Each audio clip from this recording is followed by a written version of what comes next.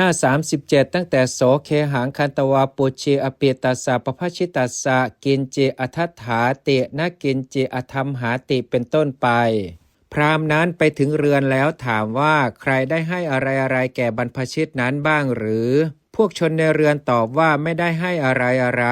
ในวันที่2พราหมณ์นั่งอยู่ที่ประตูเรือนนั่นเองด้วยคิดว่าวันนี้เราจะข่มขีบรรพชิตด้วยการกล่าวเท็จในวันที่2พระเถระก็ไปถึงประตูเรือนของพราหมณ์พอเห็นพระเถระก็พูดอย่างนี้ว่าวันนี้ท่านไม่ได้อะไรในเรือนของกระผมเลยก็บอกว่าได้การกล่าวเทศควรแก่ท่านหรือหนอพระเถระพูดว่าพราหมณ์ในเรือนของท่านข้าพเจ้าไม่ได้แม้เพียงคำพูดว่านิมนต์โปรดข้างหน้าเถิดดังนี้ถึง7 ปีวันนี้ได้เพียงคำพูดว่านิมนต์โปรดข้างหน้าเถิดเมื่อเป็นเช่นนั้นข้าพเจ้าจึงได้พูดอย่างนี้หมายเอาการปฏิสันถานนั่นฝ่ายพราหมณ์คิดว่าสมณะเหล่านี้ได้เพียงแม้การปฏิสันถานก็ยังสรรเสริญว่าได้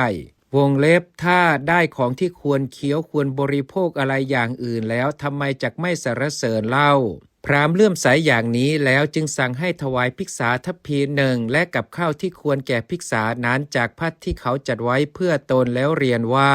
ท่านจักได้ภิกษาชนิดนี้ทุกเวลาดังนี้จำเดิมแต่วันรุ่งขึ้นพราหมณ์นั้นได้เห็นความสงบเรียบร้อยของพระเถระผู้เข้าไปอยู่ก็ยิ่งเลื่อมใสขึ้นแล้วขอร้องพระเถระเพื่อต้องการให้ทำภัตกิจในเรือนของตนตลอดการเป็นนิจพระเถระรับนิมนต์แล้วก็ได้ทำภัตกิจทุกวันเมื่อจะกลับก็ได้แสดงพระพุทธพจน์บ้างเล็กน้อยจึงกลับไปมานุษย์แม้นั้นแลได้มีอายุ16 ปีเท่านั้นก็ได้ถึงฝั่งแห่งไตรเพศคนอื่นใครๆจะนั่งหรือนอนบนอาสนะหรือที่นอนของสัตว์ผู้บริสุทธิ์ซึ่งมาจากพรหมโลกย่อมไม่ได้เวลาใดติสามานพนั้นไปเรือนของอาจารย์เวลานั้นพวกคนใช้ก็เอาผ้าขาวคลุมเตียงและต่างของเขาห้อยไว้